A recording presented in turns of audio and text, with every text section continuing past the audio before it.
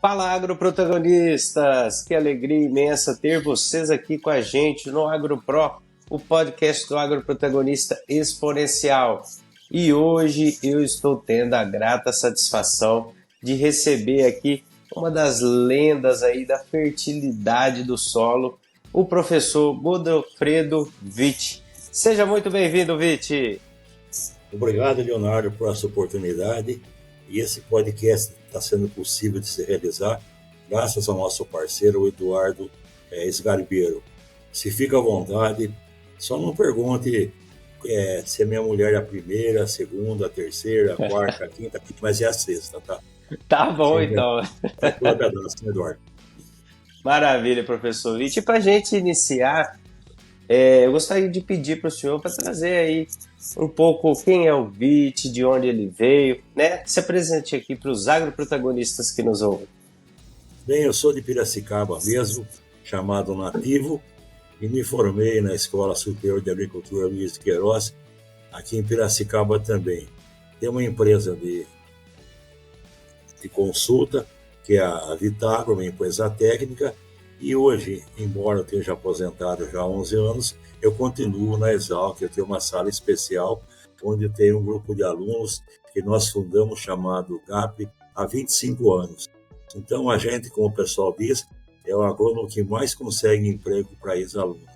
Maravilha. E Vitti, para a gente iniciar, né, esse episódio aqui, vocês, agroprotagonistas que nos ouvem aqui, vocês estão diante aqui de uma lenda viva aí da fertilidade, nutrição de plantas.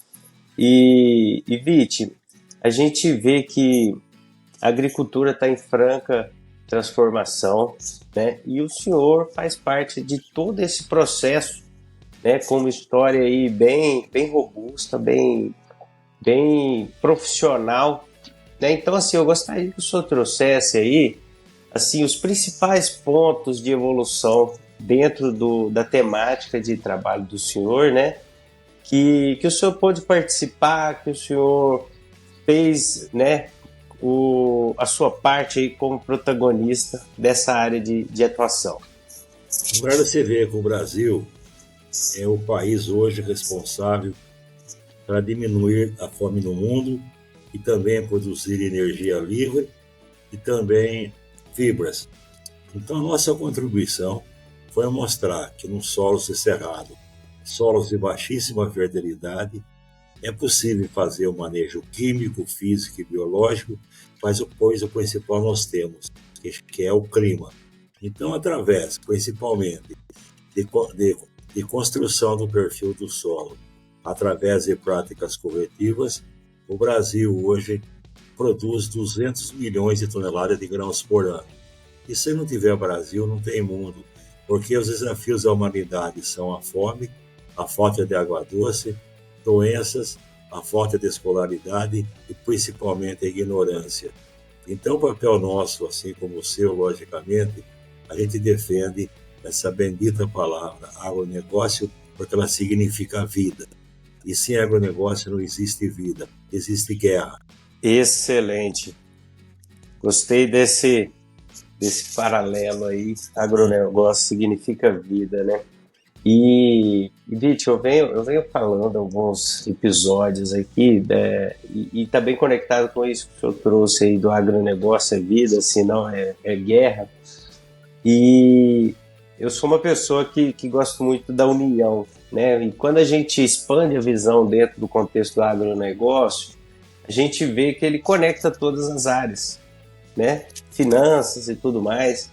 Então, assim, dentro desse contexto, qual que é a visão do senhor em relação a buscar ter essa união de dentro para fora e de fora para dentro do agro? Você vê, a gente sempre considerava o agronegócio antigamente dentro da porteira. Agora é fantástica a contribuição de antes da porteira, como você falou, máquinas, economia, distância, depois dentro da porteira e principalmente pós-porteira, que é a parte de comercialização. Então essa descoberta, essa necessidade de integrar antes, dentro e fora da porteira é o que levou o agronegócio a ter esse respeito, esse crescimento espetacular. E só lembrando, Leonardo, o Brasil, ele precisa aumentar a produção. Ele tem 3 caminhos para isso. Ele tem que aumentar a área cultivada, aumentar a produtividade de grãos, e terceiro, ter no mesmo ano, na mesma área, a cultura de safra e de safrinha. Então, com essa possibilidade do Brasil ter 2 culturas por ano, safra e safrinha, aliado ao bendito plantio direto, nós temos então a tecnologia tropical, que é uma coisa imbatível. A gente conhece o mundo e nós estamos levando, inclusive, tecnologia tropical para Marrocos, bem como para a Turquia, com essa integração, com esse crescimento do agronegócio brasileiro. E também, né, você deve saber, nós temos a possibilidade de produzir uma energia renovável, uma energia limpa. Chega de perfura solo, desmoronamento, terremoto, nós temos energia renovável, principalmente da cana-de-açúcar. E com essa integração, com esse conhecimento da tecnologia tropical, o Brasil tende, evidentemente, a crescer cada vez mais e ser realmente o suporte do mundo por dominar a chamada tecnologia tropical. Excelente. E, Vite, dentro desse contexto, né, o senhor trouxe aqui da questão dos solos de cerrado, né, a questão de trabalhar a fertilidade física, química e biológica. Né, e hoje a gente está aí no momento em que o manejo biológico está cada vez mais em evidência, só que a física e a química precisa caminhar junto, né? Iniciando lá na questão da correção de acidez, né? Matéria orgânica e tudo mais. Então, assim, qual mensagem o senhor poderia compartilhar aqui para a gente, do ponto de vista técnico mesmo, né? Da importância de ter esses 3 pilares equilibrados para dar tudo certo, né? É lógico, porque o grande problema aí é o problema físico de déficit hídrico. Então é evidente que eu preciso construir perfil de solo. E nós temos essa tecnologia. Então, através do emprego de corretivos, basicamente calcário, gesso e fosfatos naturais reativos, nós construímos o perfil do solo, nós construímos raiz. E depois a parte aérea é fácil. Nós vamos colocar uma adubação equilibrada NPK com uso de micronutrientes, principalmente o grande micronutriente que é chamado o macro dos micro, que é o caso do boro. Então nós temos essa tecnologia fantástica de fabricar raiz e depois fazer as adubações práticas de manutenção, conhecendo o solo através de sua análise química. E hoje também cresceu muito, Leonardo, a parte biológica do solo. Então a gente sabe se hoje, graças à cultura mágica, né, chamada soja, e também é possível fixar nitrogênio através do azospirilo e assim por diante. No arroz, as algas azuis verdes. Então a gente tem uma possibilidade imensa, com o apoio de órgãos fantásticos, que precisa tirar o chapéu, principalmente o caso da Embrapa, através do melhoramento genético, através das instituições, através das faculdades e das universidades de agronomia. Então nós estamos tranquilos hoje, porque, como mencionei aí, o Brasil tem possibilidade ainda de aumentar 100 milhões de hectares, que é o cerrado. E além desse cerrado, nós temos que recuperar mais 100 milhões de hectares de pastos degradados. Então esse é o primeiro caminho para aumentar a produtividade. O segundo, logicamente, é fazer 2 cultivos por ano. E terceiro, nós temos uma reta que a produtividade aumenta com o uso do fertilizante mineral. Agora, é evidente que a gente é massacrado no dia a dia por essas histórias em quadrinhos. Vamos usar pó de rocha. A gente tem vergonha quando um colega quer economizar e quer fazer milagre, né? Que a planta bebe elemento solúvel. Então vamos irradiar o solo com P energético. Meu Deus, vamos fazer calcário líquido. Então são paradigmas que nos levam a um desafio para a ignorância, que deve ser sanado. Você deve saber, né, que você vem de uma região aí fantástica, que é Araxá, de uma região que tem minério, de uma região que tem tungstênio, de uma região que tem selênio. Então nós temos tudo, inclusive recursos minerais de primeira natureza, de primeira necessidade. Excelente. E dentro desse contexto da produtividade, né? O senhor trouxe aí aumentar a área cultivada, aumentar a produtividade, fazer safra, safrinha. E aí temos um tópico assim que para mim é de suma importância para a gente chegar aí, né? O senhor comentou sobre perfil de solo e agora o ponto do plantio direto, né? A gente já recebeu aqui o Jonathan Mar, né? Falando sobre plantio direto. Cuidado, o Jona não é japonês, hein? Ficou bravo comigo, ele é chinês, hein? Jonathan, a primeira palestra do senhor que eu assisti foi em um dos eventos da Machotal. Sim. O senhor estava naquele dia de campo que era em forma de mandala, o senhor estava lá. Foi a primeira vez que eu conheci o senhor, foi lá. E então, qual a correlação, né, entre plantio direto e aumento de produtividade? Por que nós devemos adotar plantio direto? Em primeiro lugar, o plantio direto diminui erosão, diminui lixiviação de nutrientes, o plantio direto dá maior retenção de água, o plantio direto aumenta a matéria orgânica.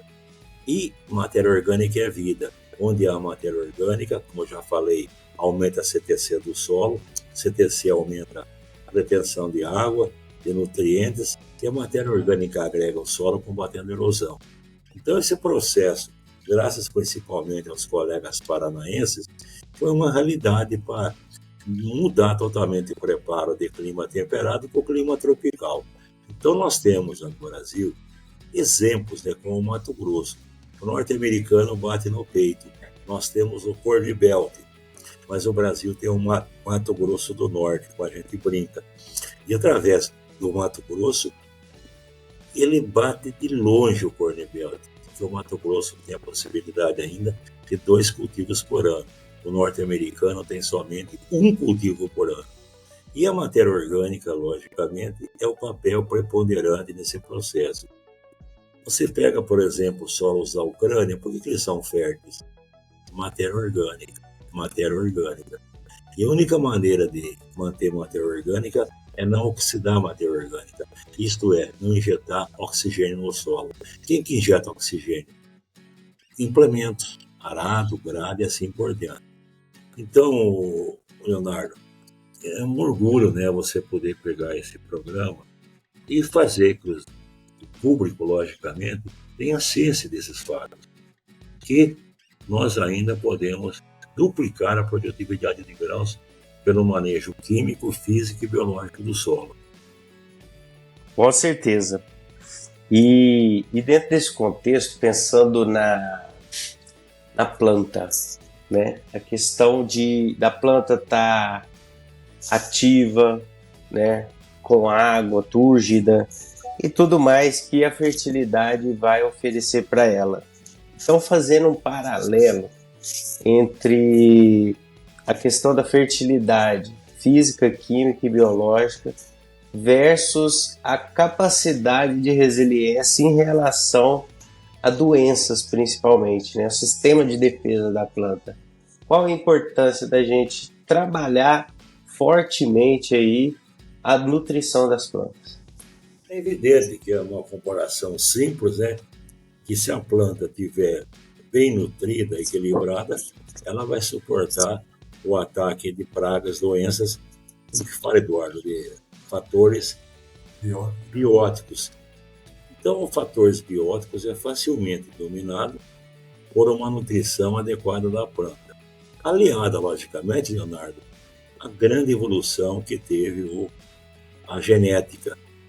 Então, você tem cultivares hoje mais adaptados a solos estressados, mais adaptados a alta temperatura e alta luz. Isso se chama genética. Então nós temos hoje, se nós verificarmos uma pirâmide, a base da pirâmide, o que dá mais aumento de produtividade é o manejo químico, físico e biológico do solo. Depois vem a genética, depois o controle de ervas daninhas, o controle de pragas e doenças. E, evidentemente, isso vai ter que ser manejado por um profissional chamado agrônomo ou agricultor. Professor Witt, e em relação às questões climáticas, né, que o senhor comentou aqui com a gente, que é uma questão bem pujante, uma questão bem urgente e atual, o que a fertilidade do solo e a nutrição de plantas auxilia, né, para as plantas terem mais capacidade de resiliência a essas questões? Bem, você sabe que a planta vai tornar-se mais resiliente às condições climáticas adversas, desde que você aumente o sistema radicular para buscar água em profundidade. Então, é obrigatório o uso de variedades melhoradas que possuem maior sistema radicular, bem como a construção do perfil de solo, como já dissemos, em termos de propriedades físicas, químicas e biológicas. E só lembrando que propriedades biológicas, ela dita a saúde do solo. E hoje a Embrapa, através de uma pesquisadora, desenvolveu a determinação de duas enzimas, aril-sulfatase e sulfatase ácida, que medem a saúde do solo.